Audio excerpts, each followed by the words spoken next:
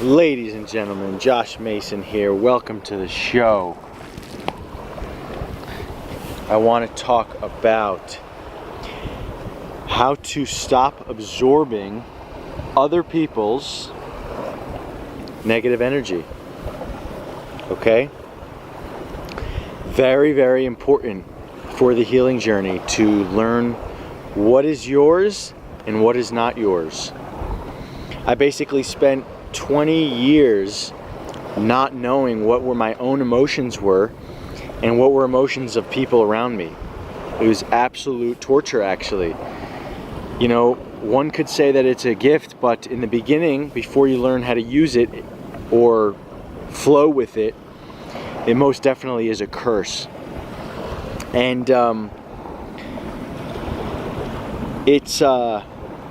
it was weird. Like, I would just be walking around and sitting next to people on the subway or shaking people's hands or talking to people for a certain amount of time, and then I would feel the emotions that they were feeling. It's like this wave of sadness would come over me, and then I would go down into a deeper rabbit hole of, oh my God, I'm getting depressed. I can't believe this. This is depression. And then I would think negatively about my own life and my own life situation, and all along it was just someone else's sort of energy that was kind of like attached and stuck to me.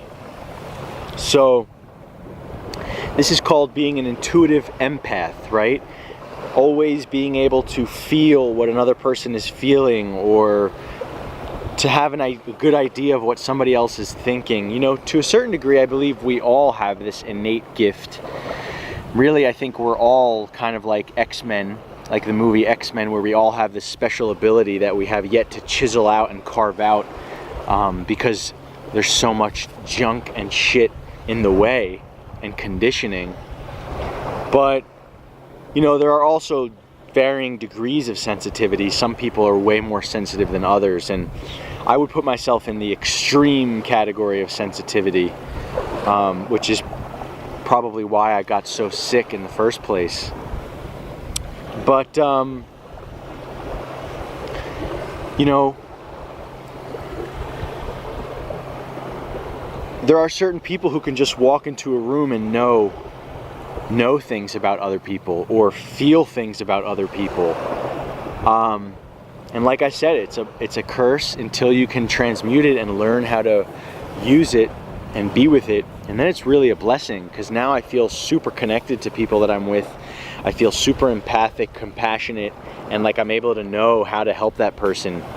You know, in many cultures, the shaman actually took the hallucinogen while the person who was there to be healed didn't take anything.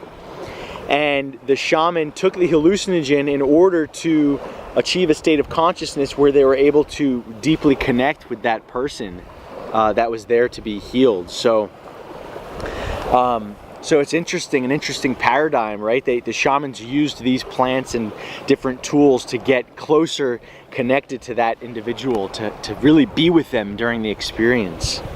So what are some things that you can do to help yourself if you are an intuitive empath, if you're constantly taking on energies from other people? Well, number one is declare your boundaries, right? I've talked about this before. It's not your job to make everybody happy. It's your job to make you happy. And everything else is out of your control, right? Part of the trap, or part of the hook that keeps us in our mind and keeps us ruminating and thinking and keeps us from having peace, is this hook towards, if other people aren't happy, then it's my fault. And if you actually pay attention close enough, you'll find that in almost any interaction, any phone call, anything is going to be enough to get you on that hook of, oh, did this person experience pain because of me? Are they sad because of me? Did I say something wrong? That's an infinite loop, and infinitely will take you out of your own peace. So super important to be a witness to that. We're not here to create, to please other people. You know, yes, we must live our lives with integrity, but once we do that, the rest is up to fate and up to the other person. You know, I've had this mentor for many years, and he's been amazing, just life-changing mentor for me. And every once in a while, I'll say something stupid or something that I didn't mean, and I'll bug out, and I'll be like, "Hey, Mark, you mad at me?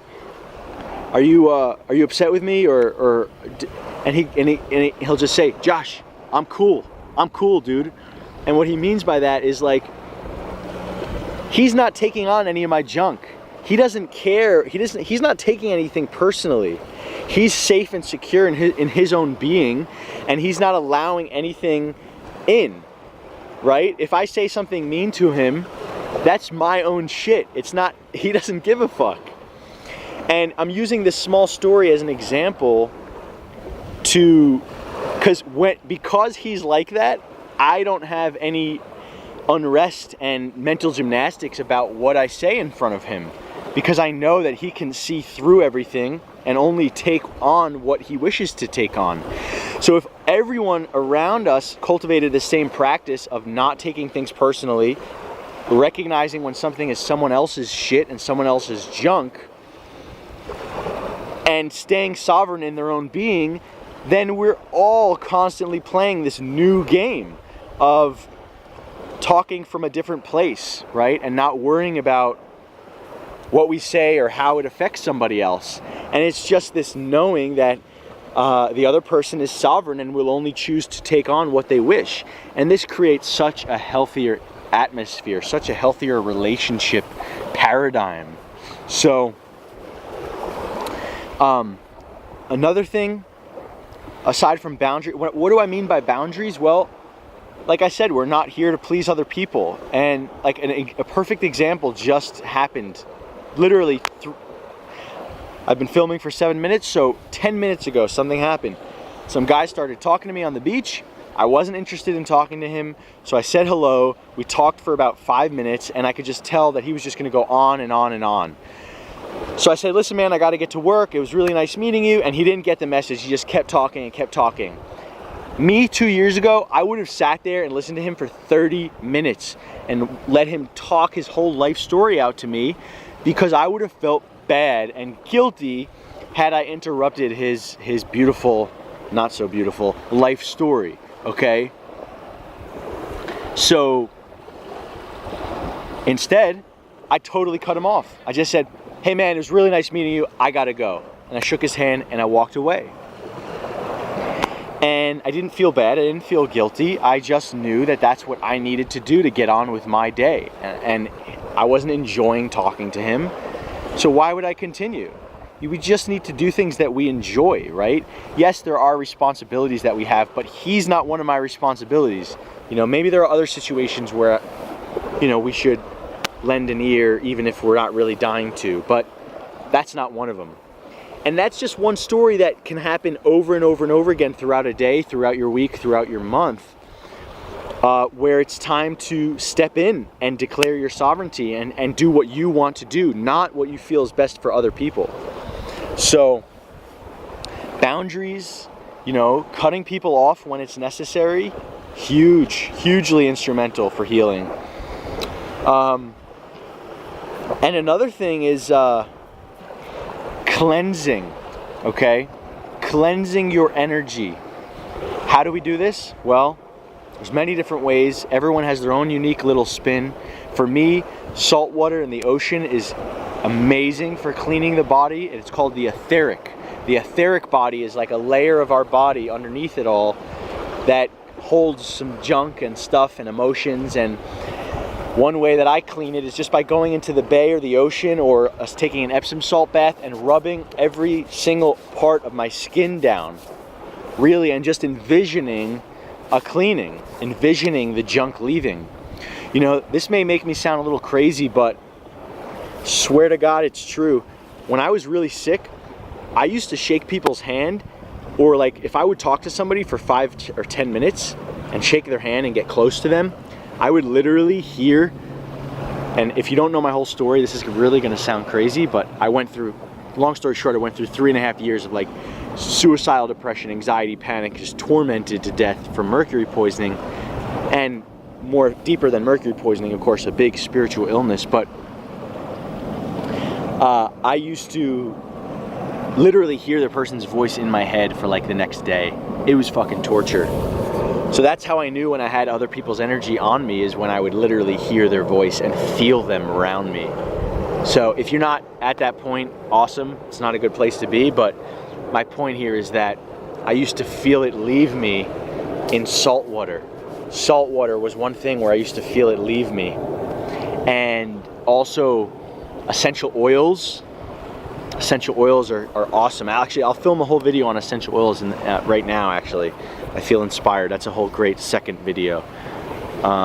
Juniper berry is my favorite essential oil to kind of cleanse your energy.